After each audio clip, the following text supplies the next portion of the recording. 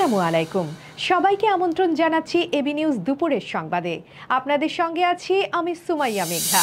বাংলাদেশ জামাত ইসলামী আজ 18 সেপ্টেম্বর 2025 বিকেল 4:30 রাজধানীর বায়তুল মোকাররম জাতীয় মসজিদের দক্ষিণ গেটে 5 দফা দাবিতে বিক্ষোভ সমাবেশ করবে।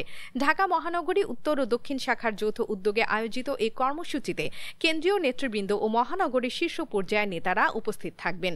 দলটির পক্ষ থেকে জানানো হয়েছে, এই কর্মসূচির মূল উদ্দেশ্য হল ঘোষিত দাবিগুলোর পক্ষে জনমত সৃষ্টি এবং সরকারের উপর রাজনৈতিক চাপ বৃদ্ধি করা।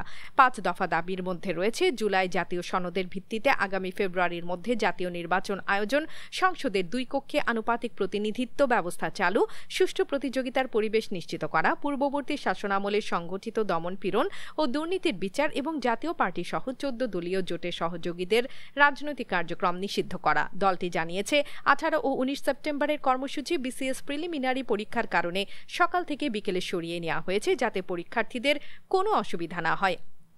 আগামী 19 সেপ্টেম্বর দেশের সব বিভাগীয় শহরে এবং 26 সেপ্টেম্বর সব জেলা ও উপজেলায় একই দাবিতে বিক্ষোভ ও মিছিল অনুষ্ঠিত হবে।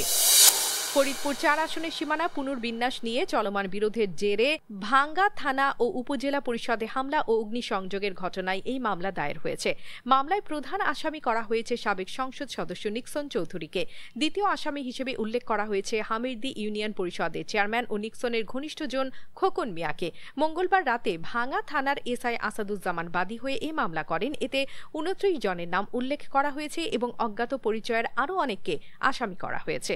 ফরিদপুরের অতিরিক্ত পুলিশ সুপার শামসুল আজম বিষয়টি নিশ্চিত করেছেন। প্রশাসনের পক্ষ থেকে জানানো হয়, এই ঘটনায় যারা জড়িত তাদের বিরুদ্ধে কঠোর ব্যবস্থা নেওয়া হবে।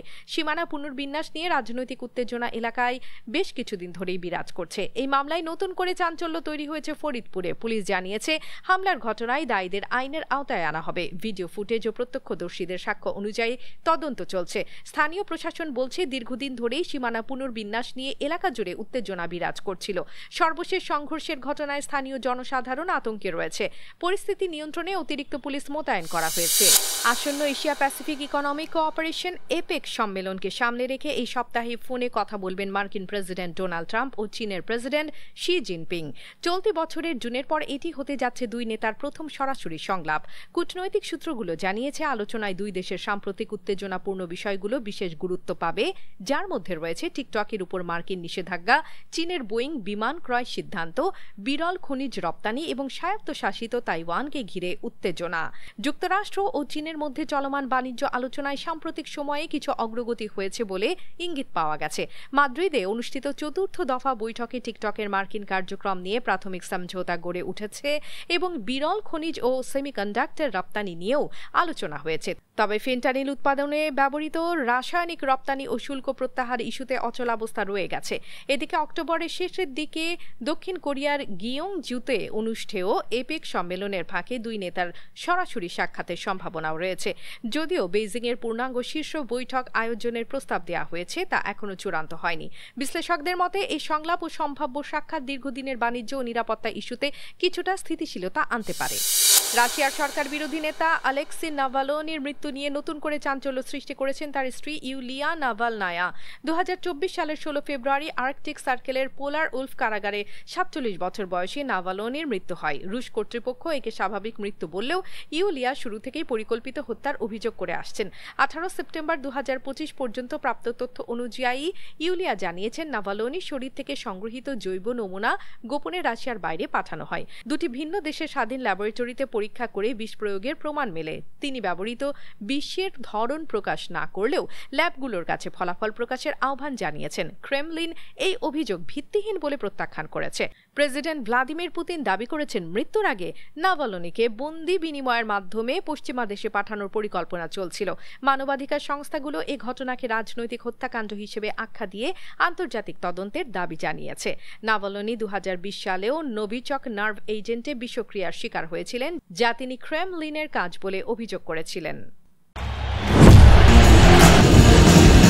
এশিয়া কাপে সুপার 4-এর সমীকরণে Afghanistan Sri Lanka high voltage match আজ। গ্রুপ বি এর শেষ ও নির্ধারণী ম্যাচে আজ রাতে আবুধাবির জায়েদ ক্রিকেট স্টেডিয়ামে মুখোমুখি হবে আফগানিস্তান ও শ্রীলঙ্কা। 2 জয় ও 1 হারে বাংলাদেশের সমান 4 পয়েন্ট নিয়ে 3 দলই সমতায় থাকলেও রান রেটে এগিয়ে লঙ্কান ও আফগানরা, পিছিয়ে বাংলাদেশ। ফলে বাংলাদেশের সুপার ফোরে নিশ্চিত জায়গা পেতে চায় শ্রীলঙ্কার জয়। বৃষ্টিতে ম্যাচ পরিত্যক্ত হলে বাংলাদেশ ও শ্রীলঙ্কা যাবে পরের পর্বে, বাদ পড়বে আফগানিস্তান। টাইগারদের কাছে হেরে চাপে থাকা আফগানরা রান তারাই দুর্বলতা দেখিয়েছে, যা আজ বড় চ্যালেঞ্জ হতে পারে। অন্যদিকে শ্রীলঙ্কা এখন পর্যন্ত দুর্দান্ত ছন্দে 2টি ম্যাচেই দাপুটে জয় তাদের আত্মবিশ্বাস বাড়িয়েছে। আফগানদের জন্য এটি বাঁচা মরার লড়াই, আর লঙ্কানদের লক্ষ্য অপরাজিত থেকে সুপার ফোরে যাওয়া। ম্যাচটি শুরু হবে স্থানীয় সময় রাত 8টায়। এবার ফুটবলের খবর। বর্তমান মৌসুমে শেষ মুহূর্তে গোল করে জয় ছিনিয়ে আনা অভ্যাসে পরিণত করেছে লিভারপুল। কেউ বলছেন লাস্ট মিনিট শো, আবার কেউ নাম দিয়েছেন স্লট টাইম ম্যাজিক। সেই ধারাবাহিকতায় চ্যাম্পিয়ন্স লিগের মঞ্চেও দেখা গেল তাদের নাটকীয় রূপ। আতলেতিকো মাদ্রিদের বিপক্ষে অ্যানফিল্ডে ম্যাচের শুরুতেই অ্যান্ডি রবার্টসন ও মোহামেদ সালাহর গোলে 2-0 ব্যবধানে এগিয়ে যায় স্বাগতিকরা। তবে বিরতির আগে ও শেষ 10 মিনিটের মার্কোস লরেন্তের 2 গোলের সমতায় ফেরে আতলেতিকো। অতিরিক্ত সময়ের 2য় মিনিটে ডমিনিক সোবোসলাইয়ের কর্নার থেকে হেডে জয়সূচক গোল করেন অধিনায়ক ভার্জিন ফন ডাইক। 3-2 ব্যবধানে জয় নিশ্চিত করে তিনি পয়েন্ট নিয়ে ইউরোপীয় অভিযানে শুভ সূচনা করল আর্নে স্লটের শিষ্যরা, যা তাদের মৌসুমের 5ম টানা লেট উইনার। দর্শক, এতক্ষণ আমাদের সঙ্গে থাকার জন্য ধন্যবাদ। আপনার প্রতিষ্ঠানের প্রচারের জন্য আস্থা রাখতে পারেন এবি নিউজে। যে কোনো বিজ্ঞাপন দিতে যোগাযোগ করুন স্ক্রিনে থাকা নাম্বার ও ইমেইলে। সর্বশেষ খবর পেতে চোখ রাখুন আমাদের ফেসবুক পেজ ও ইউটিউব চ্যানেলে। আমরা আছি ইনস্টাগ্রামেও। সেই সঙ্গে সবশেষ সংবাদ পেতে ভিজিট করুন আমাদের ওয়েবসাইট www.abnewsinternational.com-এ।